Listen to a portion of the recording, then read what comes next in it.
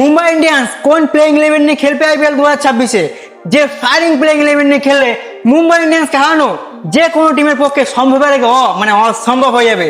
তার আগে আমি তোমাদের বলে দিই, মুম্বাই ইন্ডিয়ান্স কিন্তু তাদের সমস্ত বড় বড় প্লেয়ার রোহিত শর্মা, রিকালটন থেকে শুরু করে জসপ্রীত বুমরা, বোল্ট, হার্দিক পান্ডিয়া, সূর্য কুমার যাদব সবাইকে কিন্তু রিটেন করে নিয়েছে। আর কিছু প্লেয়ার আছে যেমন অর্জুন তেন্ডুলকার, রিস টবলি, করণ শর্মা, এদেরকে রিলিজ করে দিচ্ছে। আর প্লেয়ার রিটার্ন করা রিলিজ করার পর মুম্বাই ইন্ডিয়ান্সের কাছে মিনি অকশনে আগে এখন মোট 3,25,00,000 টাকা আছে। মানে তোমরা বুঝতেই পারছো, এই 3,25,00,000 টাকা দিয়ে মিনি অকশনে মুম্বাই ইন্ডিয়ান্স এমন কিছু প্লেয়ারদের কিনতে পারবে না যারা এসে মুম্বাই ইন্ডিয়ান্সের প্লেইং ইলেভেনে একটা বিশাল পার্থক্য করে দেবে। তার মানে তোমরা ঠিক বুঝতেই পারছো যে মুম্বাই ইন্ডিয়ান্সের যে ফায়ারিং প্লেইং ইলেভেন আইপিএল 2026-এ খেলবে সেটা কিন্তু অলরেডি মুম্বাই ইন্ডিয়ান্সের কাছে আছে। তোমাদের আমি প্রথমে বলে দিই যে কোন ফায়ারিং প্লেইং ইলেভেন মুম্বাই ইন্ডিয়ান্সের জন্য আইপিএল 2026-এ খেলবে। তার সেকেন্ড আমি তোমাদেরকে বলবো মিনি অকশনে মুম্বাই ইন্ডিয়ান্স ঠিক কোন কোন প্লেয়ারদের টার্গেট করবে। তাহলে চলো প্রথমে তোমাদেরকে আমি বলি যে মুম্বাই ইন্ডিয়ান্সের জন্য কোন প্লেইং ইলেভেন আইপিএল 2026-এ খেলবে। প্লেইং ইলেভেনে প্রথমেই আছে নো ডাউট রোহিত শর্মা, 2 নম্বরে রায়াল রিকালটন, 3 নম্বরে তিলক বর্মা, 4 নম্বরে সূর্য কুমার যাদব এবং 5 নম্বরে হার্দিক পান্ডিয়া। দেখো এই 5টা স্লট কিন্তু একদম ফুল, এরা কিন্তু খেলবে, এদের কিন্তু কোনো নড়চড় হবে না।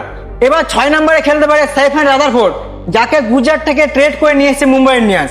যদি ফিনিশার দরকার হয়, ভালো ফিনিশার, তাহলে কিন্তু স্টেফেন রাদারফোর্ড খেলতে পারে। আর যদি অলরাউন্ডার দরকার হয়, অলরাউন্ডার প্লাস ব্যাটসম্যান, তাহলে কিন্তু উইল জ্যাকসকে খেলাতে পারে মুম্বাই ইন্ডিয়ান্স এই 6 নম্বর পজিশনে। 7 নম্বরে আছে নমনদীপ, 8 নম্বরে শার্দুল ঠাকুর, 9 নম্বরের জন্য কিন্তু মুম্বাই ইন্ডিয়ান্সের দুজন প্লেয়ার আছে যারা কিন্তু 9 নম্বরে ফিট খেতে পারে। এক হচ্ছে মিচেল স্যাডনার আর 2 হচ্ছে করবেন বস। মিচেল স্যাডনার কিংবা করবেন বস এই দুজনের মধ্যে একজন কিন্তু এই 9 নম্বরে কিন্তু ফিট খেয়ে যাবে মুম্বাই ইন্ডিয়ান্সের জন্য। এবারে সিচুয়েশনের উপর নির্ভর করে কে খেলবে কে না খেলবে।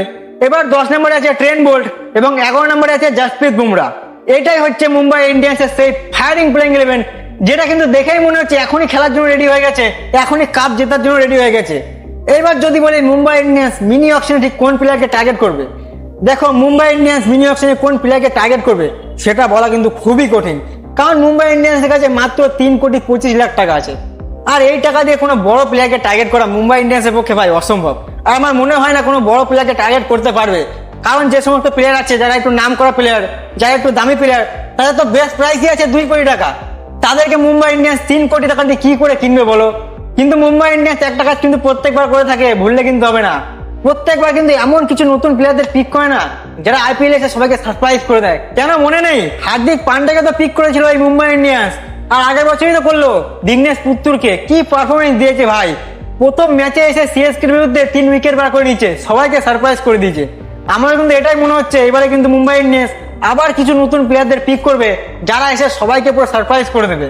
বাকি তোমাদের কি মনে হচ্ছে অবশ্যই কমেন্টে বলে যাবে, কারণ উল্টোপাল্টা কিছু ইনফরমেশন দিয়ে যে একে পিক করতে হবে একে পিক করবে, কারণ 3,25,00,000 টাকা দিয়ে কোনো নামি দামি প্লেয়ারকে কিন্তু পিক করতে পারবে না। বাকি তোমাদের কি মনে হচ্ছে অবশ্যই কমেন্টে বলে যাবে।